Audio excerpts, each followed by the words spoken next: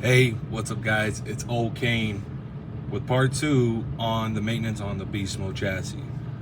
Now, I just come into a conclusion that I'm going to call this car officially RMFXX. So, yeah. Anyways, we're going to do the rear end.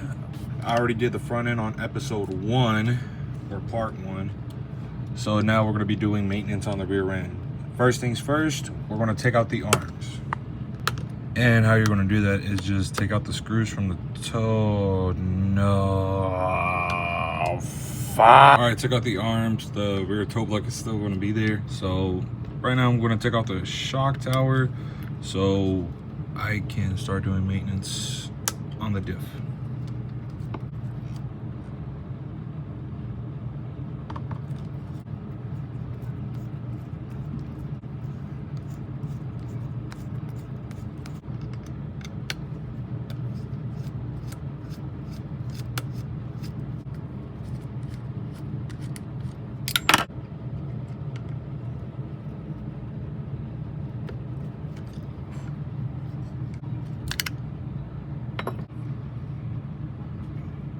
So looking at the ball diff, it looks pretty clean. No chewing up on the actual spider gear. Yeah, it looks good. Looking through the rows of teeth, making sure there's no marks of abuse. Now for this specific differential, I did lock it. So by locking it, I just screwed it on so tight where it doesn't spin. But I want to see if it's possible to undo that and have it being functional again to do its job. So I got the ball diff all apart. Now for you that are not familiar with the ball diff differentials, it's basically these two, basically in that position. The gear is between that and the balls are between the gear. What the balls are supposed to do, when one end is spinning, it's supposed to spin the other end the opposite direction. So that was the general idea of this design. But at the same time, when it comes to accelerating the car, this is supposed to be spinning from the spider gear, and this is supposed to be spinning as well. And when you enter the slide, typically some people would like to have an open diff setup. That's why people lean towards of the gear diff. We do have the balls out right here. We're just rubbing our fingers against the microfiber and trying to clean up anything and everything around it. Also cleaning up the gears, make sure there's no smudge if it focuses. It's a little too thick, but it gets the job done. So what I do is get an X-Acto knife and get my tools ready. Split everything in part and just make sure you go through it, like wiping it down. Make sure there's nothing in between the discs at all. Another thing to take in consideration is try not to scratch up the discs or anything, bending it. Make sure nothing happens to it, because you do want this to be really precise. Now to put on a diff back together, it's going to be really tricky, but once you get it down, it's easy. So clean up the other side, clean up the discs.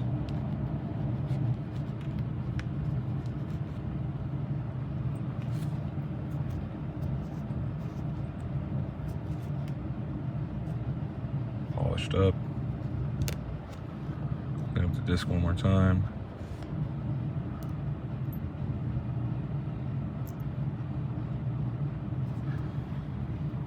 And then now we put this piece in.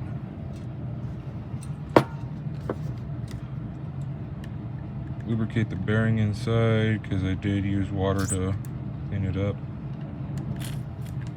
Too much. Damn it. It's alright though, it's alright.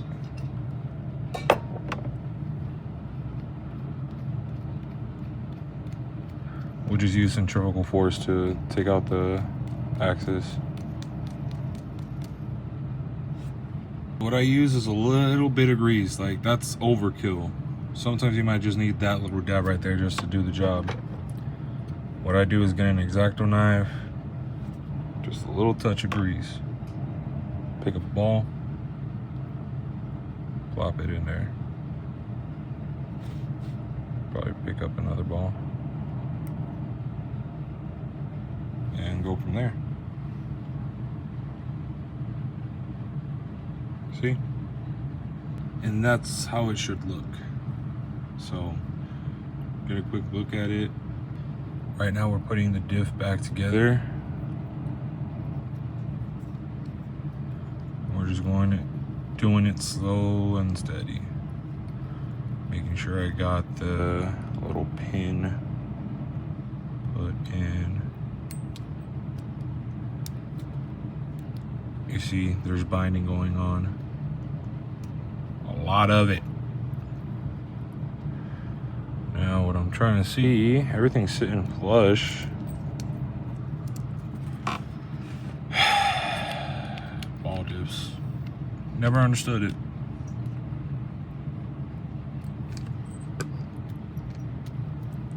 Yeah, there's a lot of binding, dude. Like, it's just crazy.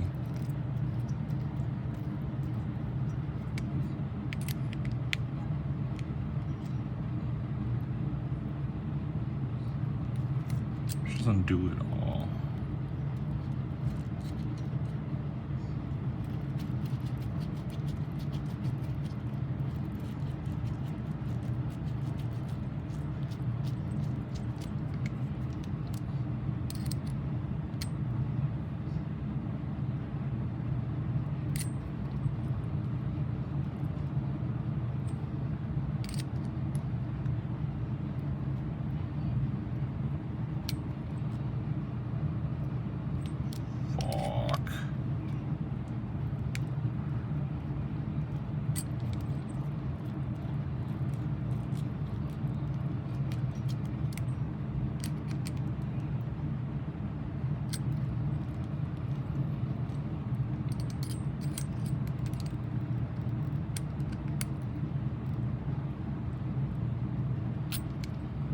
I had to do a couple of things off camera, but I finally got the diff put together. It is actually functional this time.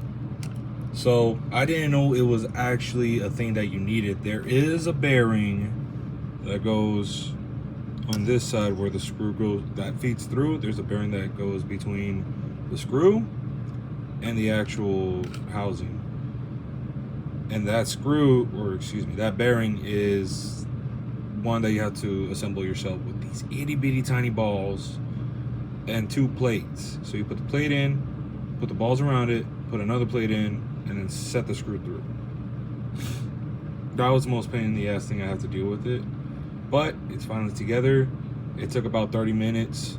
I went ahead and took off the actual rear aluminum housing and cleaned off the plate.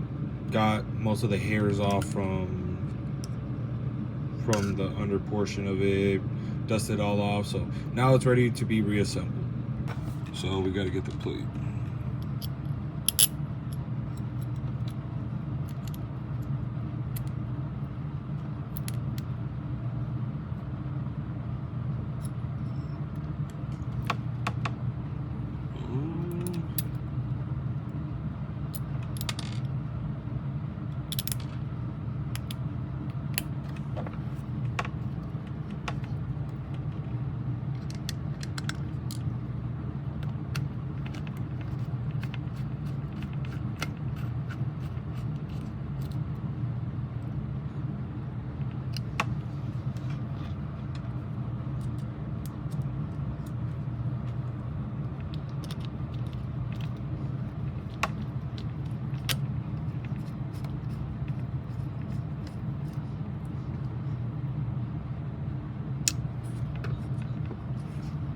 Alright, so I got the top brackets on. It was a little tricky. I forgot how to redo it all, but it's finally on there. There is supposed to be another set of these spacers up front, but I actually took those out and I put it on my MRX for a different use. Sorry if I have a fan blowing in the background. It's really hot. I ain't gonna cap. But Right now we're just putting the shock tower back on the car. As far as I see on both arms, these are actually lubricated, they're not squeaking. And yeah, they're just a little dusty, so nothing but a toothbrush can just brush them off.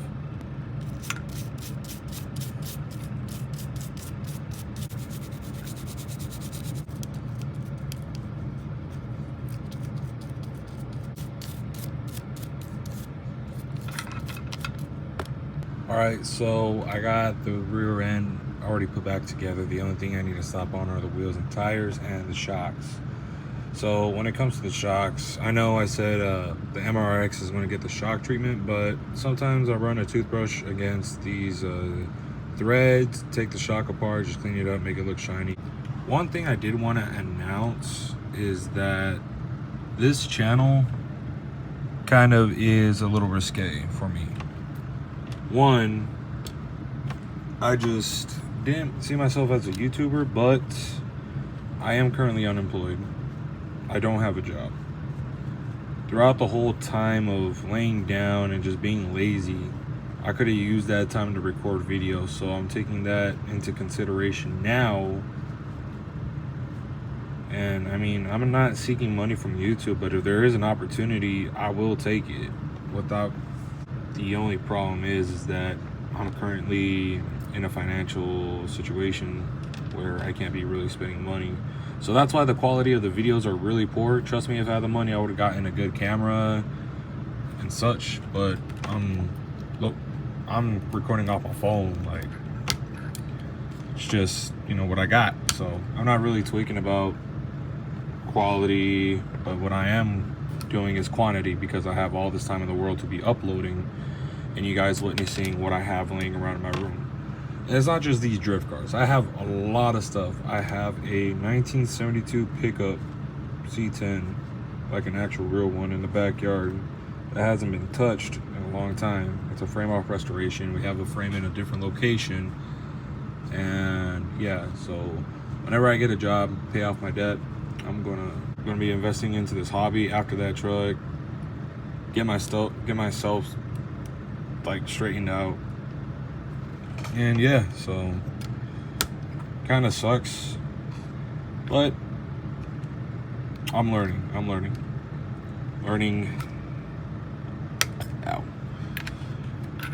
on how to be an adult down the road. So I should have been doing that a while back. Trying to get my life together, guys.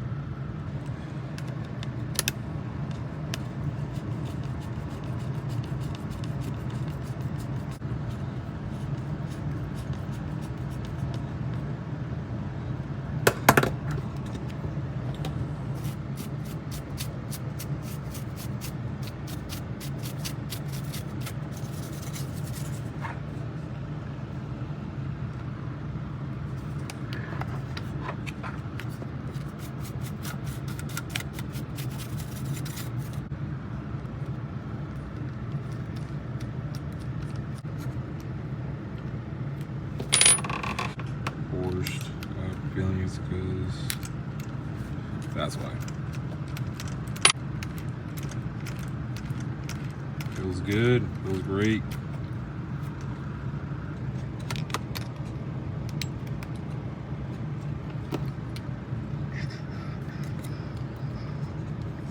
I'll turn on the car.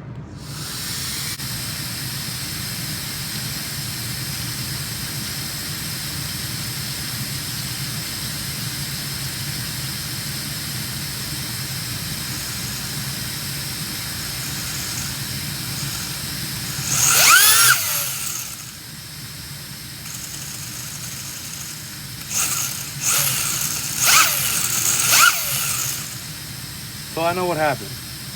I'm pulling the trigger for it to go forward, it's going backwards. It's because the differential is placed in backwards.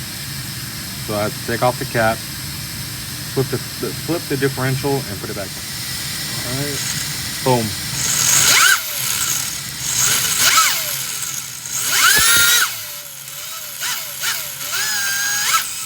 Now, in summary, this car, kick ass.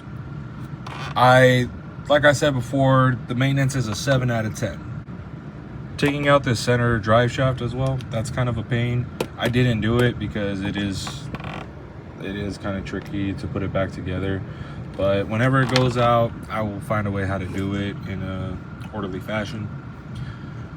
Other than that, I really enjoy working on MSTs. I know them like the back of my hand when it comes to RMX platforms on the front end. The rear end, not so much, but when it comes to the MRX chassis, I know that like the back of my hand. I can rebuild those all day.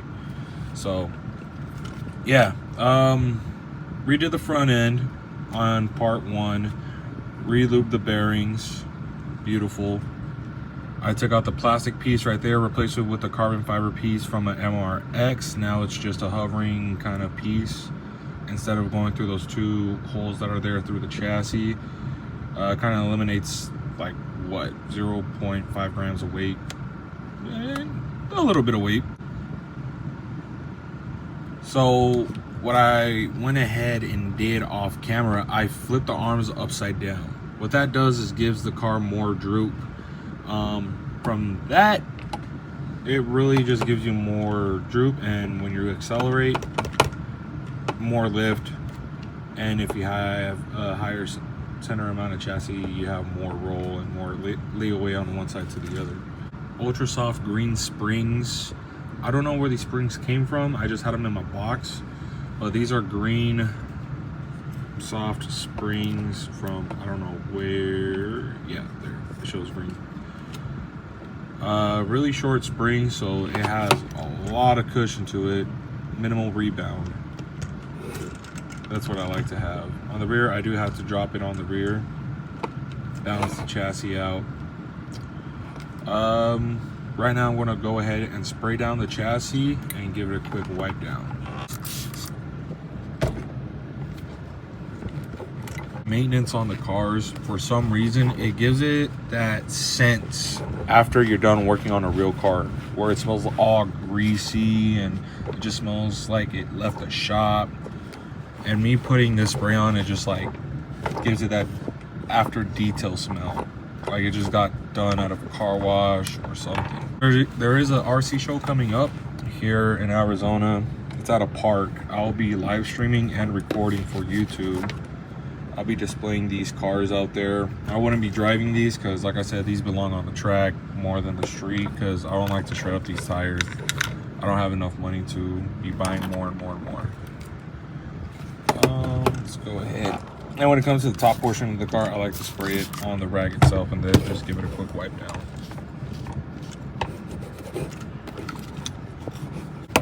Forgot to turn off my transponder.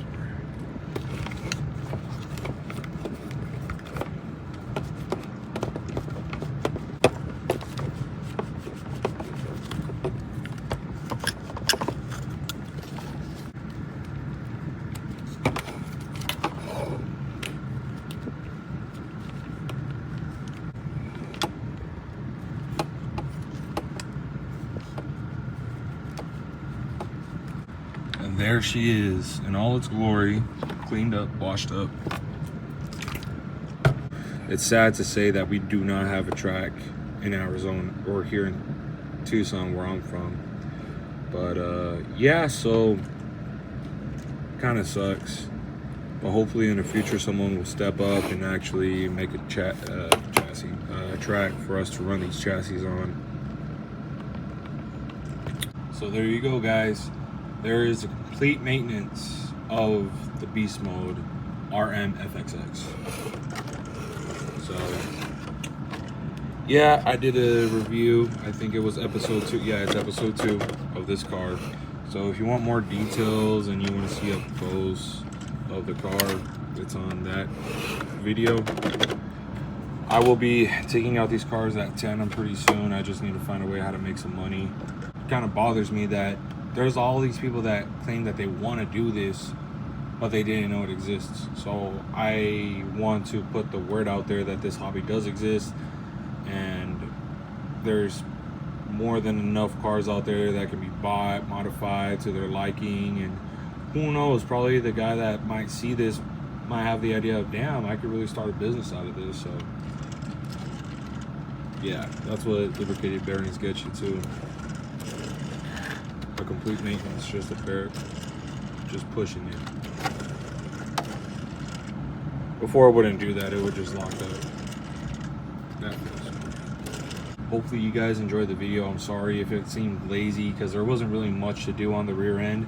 But if you guys did enjoy, please like, comment, and subscribe. If you have any questions, leave it in the comments, or if you have any suggestions when it comes to videos and such, or any ideas, please let me know. Because if anything, I want to make this channel grow and probably go from there. So thank you. Have a good one. Good morning, good evening, good night, wherever you're from. Peace.